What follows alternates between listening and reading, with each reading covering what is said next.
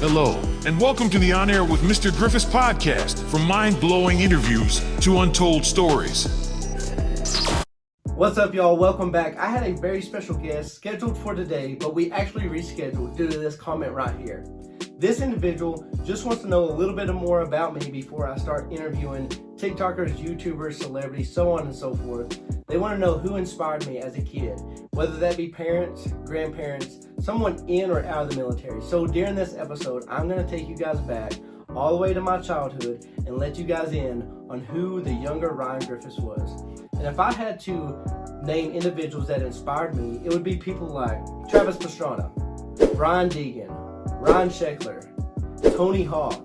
You know, I can remember back when I was in elementary school, I had all these dreams to become a pro skateboarder, pro motocross rider. And although I'd done that throughout my childhood, I never did become pro.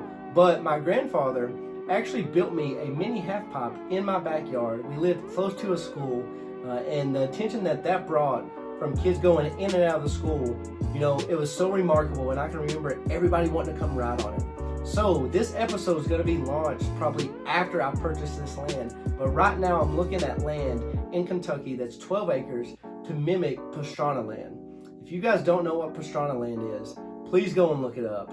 It's Travis Pastrana. You know, he turned his house into a compound where every kid wants to come there and it's their dream. I always had hopes and dreams that for whatever reason Travis Pastrana would see a video of mine where I never even really posted on social media when I was younger, but I was still recording and having people record me in hopes that I could make it to Travis Pastrana's house, and never did come true. I always wanted to just ride my dirt bike or bicycle into his foam pit. So now, 30 years later, Travis, if you see this, man, I would still love to come and jump in the foam pit, bring the pit bike or the bicycle. But if that doesn't happen, what I'm doing right now is back in Kentucky, we're purchasing a 12-acre lot where I am going to build a Mr. Griffiths compound for not only my kids, but the community to have those memories that I had growing up, wanting to pursue being a pro skateboarder, a motorcycle rider, anything that involved adrenaline. You know, I can remember my friends and I going to a place that was called the Three Sisters, and it had 3 different levels of rocks that you could jump off of. 20 feet, 40 feet, and I think the tallest one, it might have been 80 to 100 feet. And it's in a little cove, and I was probably in high school at the time, jumping off of maybe a 40 or 50 feet rock, 40 or 50, and almost hit my head on the rock as I was doing a gainer. I would try to show the video right now, but I can remember just trying to chase adrenaline no matter what I was doing, and I had a group of friends and individuals that loved doing the same thing. So my goal is to go back to Kentucky and build this compound and open it up to the public, to have individuals and kids and the youth just have those dreams and aspirations as I did growing up as a kid, and hopefully have a huge foam pit, a big pond or a big body of water that we can put blocks in. We'll have an indoor skate park, a pit bike track, and it's just going to be an overall incredible experience, not only for the kids, but for me, now that I'm older, to be able to give back to the community and have those individuals looking up and wanting to come to a place like I did, Pastrana land. But nowadays, 30 years later, I'm not chasing adrenaline as much as I used to. I have a wife and 2 kids, 2 girls, and they've grounded me a lot, you know. When I think about some of this stuff that I used to do, I'll play a couple clips throughout this video. When I think about all the stuff that I used to do as far as chasing adrenaline, all the backflips, the dirt bike races, cliff jumping, cliff diving, you know, there's a lot of times where I'm looking back and I'm just like, man, I could have died easily. And it never clicked because I was just always out having fun. I feel so sorry for my mom. Mom, if you're watching this, I apologize. I realize now all the times that you were scared and nervous, what I was doing, what was going on, all the questions, all the text messages and phone calls, it makes sense now. So this is my apology.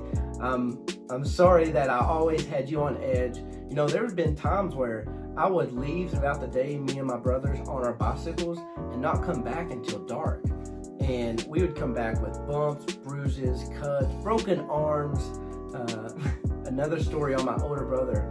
My mom, she had went to work, and we had our dirt bikes growing up, and we could never go on the actual road. So we had a little piece of property where we would build backyard jumps that we'd hit with the dirt bike, but we could never go on the road. But we always wanted to, and it's probably because they didn't want us to. But we waited until my mom left for work. We had a couple friends came over, and we were just like, today's the day. We're gonna go out on the road, and we're gonna film it, we're gonna record it, and we're gonna pop some wheelies and see who can pop the longest wheelie, and we're gonna have a wheelie contest. It wasn't probably 15-20 minutes into this wheelie competition where my older brother actually was on, I think he might have been on a RM85 or a 125 at the time, but he was riding it like no other, and then the power band kicked in, which slung him off the bike. He had no shirt on, but he had a helmet on, luckily,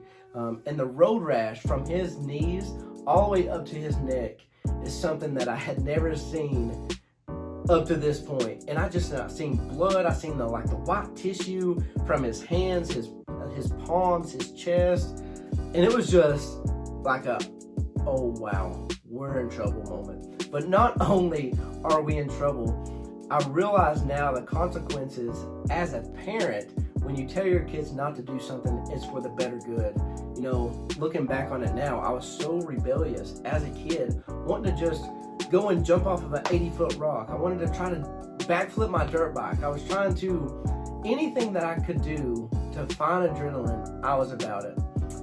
Long story short, I'm calmed down a little bit. Yes, we're going to try to build the MRGRIFFIS compound on this 12-acre lot, but I have settled down where now, as a social media influencer, I have more individuals that inspire me and motivate me. And it's individuals like Inky Johnson, Eric Thompson, those individuals, David Meltzer, Gary Vee, those individuals speak a lot of life and are changing lives in not only their community, but the whole world. And that's my goal, that's my aspiration, that's my purpose now I found in life, is I just want to be a vessel. I want to be a light, a beacon to those individuals that are in need, because I said it as soon as I started my platforms back in 2020. If God's want to wake me up each and every day with air in my lungs and a voice to speak, then I'll do so praising His name. Because at one point, going through the troubles and trials and situations as I did as a kid, some of the stuff that I put out on my platforms isn't what I'm going through nowadays, but it's stuff that I had went through, and it's something that I might have needed to hear when I was younger.